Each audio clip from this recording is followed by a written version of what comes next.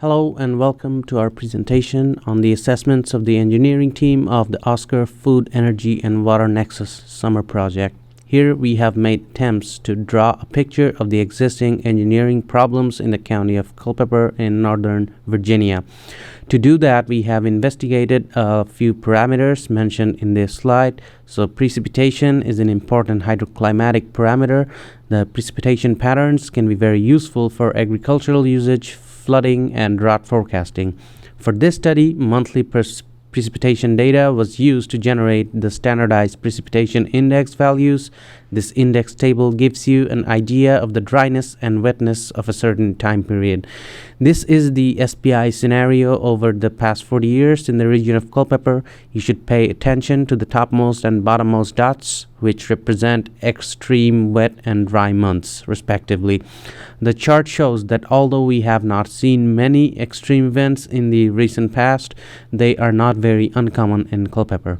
This slide shows how many times in a year the daily precipitation has gone over the 99th percentile value over the past 40 years. Interestingly, the dotted trend line shows that the number of those extreme events are decreasing over time. This chart shows in which month of the year the extreme events occurred the most, which is clearly depicted in the high-rise building over the month of September. This information can be useful for the farmers who have plantation or harvesting schedules in September. This chart shows how the land cover area has changed in Culpeper over the past 20 years. The forest area has decreased, whereas the developed land area and croplands have increased. Land cover change can have a deleterious impact on climate change and greenhouse gas emissions. In order to gain a better understanding of the historical climate of the area of Culpeper, Virginia, we compiled over 1.6 million data entries interpreting the following information. Culpeper experiences relatively low temperatures compared to other parts of Virginia. The average temperature during the summer is 69 degrees Fahrenheit. The average temperature during the winter is 40 degrees Fahrenheit. There are over 13,000 plus cases where the 95th percentile, 84.45 degrees Fahrenheit, has been met or exceeded. There are 2,600 plus cases where the 99th percentile, 90.59 degrees Fahrenheit, has been met or exceeded. These extremes occur annually between the months of June to September. We then collected data for the flow frequency of Culpeper County.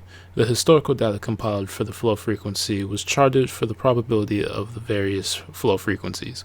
Culpeper typically has a flow rate of about 1,500 cubic feet per second. Culpeper has experienced extremes of 15,000 CFS with a probability of 2%.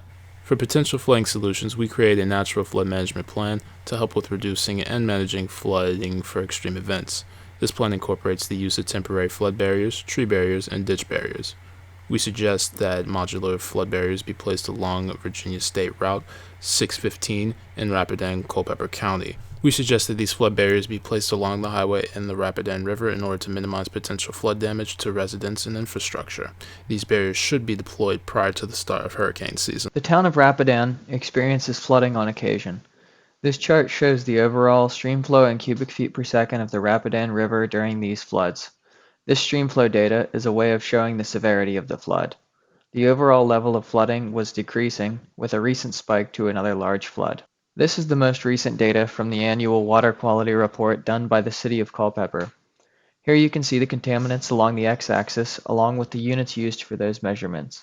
The blue bars indicate the value measured by the city of Culpeper, and the orange bars indicate the maximum legal level for each of those contaminants.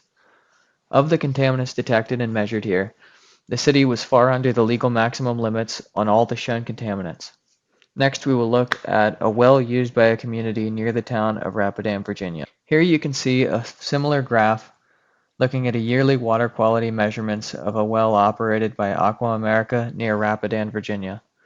This data ranges from the most recent tests done in 2019 to the earliest available data in 2010. The orange bar again indicates the maximum legal level or acceptable level of a contaminant. Here we can see that this water utility is adding chlorine to help minimize contaminants, but the level of the chlorine they are adding increases each year, which is a sign of an aging system. Another sign of an aging system is the level of copper in 2019. It was measured at 1.7 parts per million, which is over the legal limit of 1.3 parts per million. The cause of this was reported by Aqua America to be aging pipes in the system, leaking excess copper into the residents' drinking water. Next, we will discuss some of the problems related to water quality in rural low-income areas like Rapidan. One of the problems with water quality in Rapidan is not with a central water utility, but with private wells, especially because most residents we spoke to receive their potable water from a private well. These private wells are not regularly tested for contaminants. This leaves the residents unaware if their water has become contaminated. Regarding tracking contaminant levels, the results of these tests, if done at all, are rarely reported publicly, which makes tracking the levels difficult or impossible. When figuring out how to utilize solar in Culpeper County, our team found that Northern Virginia has about 100 sunny days a year, which means there's at least 4 hours of full sunlight. However, this usually equates to 4.5 hours of sunlight. There are also around 100 partially sunny days per year in Northern Virginia. This means there are 2 to 4 hours of full sunlight, but this usually means there's closer to 2 full hours of sunlight. All other days are either cloudy or rainy for the majority of the day. Culpeper County uses about 22.5 million kilowatt hours monthly to power just the homes within the county. This number comes from assuming the homes use around the Virginia state average of 1,165 kilowatt hours per month. With this information, it can be found that powering 10% of the homes in Culpeper County would take about 74,000 kilowatt hours per day. To provide this power with the given sun data, a solar system that is rated at 45,000 kilowatt hours would be the minimum required to power 10% of the homes. The chart here shows the cost of smaller solar systems that are designed for homeowners to use to power their homes. The ITC is an investment tax credit from the federal government that allows you to deduct 26% of the cost of any personal or commercial solar system from your federal taxes. This deduction has no price limit and is used to encourage people and companies to use solar power. Solar panels can also be used for other farming purposes. The pictures show solar systems that are used to dry out crops for the farmers, as well as a system that utilizes solar power to irrigate crops.